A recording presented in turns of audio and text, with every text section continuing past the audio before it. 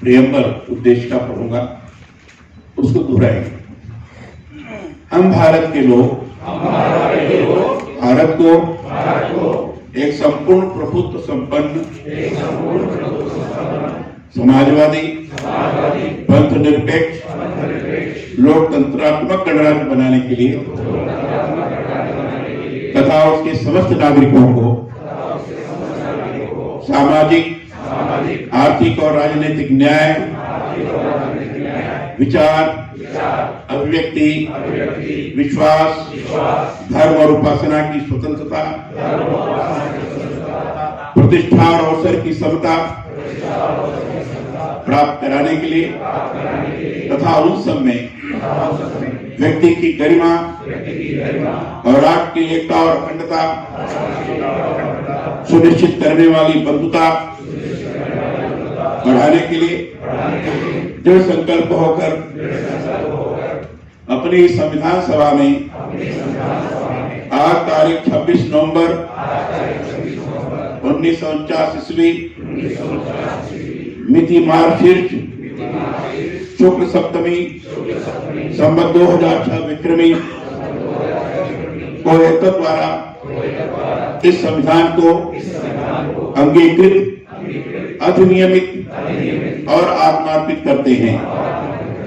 अभी मैं मूल कर्तव्य संविधान में फंडामेंटल राइट्स की जानकारी तो लोगों को है, लेकिन मूल कर्तव्य की जानकारी कम है। 51 का है आर्टिकल, तो मूल कर्तव्य मैं पढ़ूंगा संविधान में जो दिया हुआ है, उसको ध्यान से सुनेंगे, दोहराना नहीं। अनुच्छेद 51 का मूल कर्तव्य भारत के प्रत्येक नागरिक का यह कर्तव्य होगा कि वह एक संविधान का पालन करे और उसके आदर्शों संस्थाओं राष्ट्रध्वज और राष्ट्रगान का आदर करे। 2, स्वतंत्रता के लिए हमारे राष्ट्रीय आंदोलन को प्रेरित करने वाले उच्च आदर्शों को हृदय में संजोए रखे और उनका पालन करे।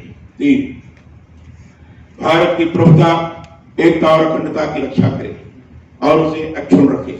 4, देश की रक्षा करे और आह्वान किए जाने पर राष्ट्र की सेवा करे। 5, भारत के सभी लोगों में समरसता और समान भ्रातृत्व की भावना का निर्माण करे। तो धर्म भाषा और प्रदेश या वर्ग पर आधारित सभी भेदभाव से परे हो, ऐसी प्रथाओं का त्याग करे जो स्त्रियों के सम्मान के विरुद्ध है। 6, हमारी सामाजिक संस्कृति की गौरवशाली परंपरा का महत्व समझे और उसका परिरक्षण करे। 7, प्राकृतिक पर्यावरण की जिसके अंतर वन झील नदी और वन्य जीव हैं रक्षा करे और उसका संवर्धन करे तथा प्राणी मात्र के प्रति दया भाव रखे। 8, वैज्ञानिक दृष्टिकोण मानववाद और ज्ञानार्जन तथा सुधार की भावना का विकास करे। 9, सार्वजनिक संपत्ति को सुरक्षित रखे और हिंसा से दूर रहे। 10, व्यक्तिगत और सामूहिक गतिविधियों के सभी क्षेत्रों में उत्कर्ष की ओर बढ़ने का सतत प्रयास करे जिससे राष्ट्र निरंतर बढ़ते हुए प्रयत्न और उपलब्धि की नई ऊंचाइयों को छू ले। 11, जो माता पिता संरक्षक हो वह 6 से 14 वर्ष के बीच की आयु की यथास्थिति अपने बच्चे अथवा प्रतिपालक को शिक्षा प्राप्त करने के अवसर प्रदान करेगा। धन्यवाद।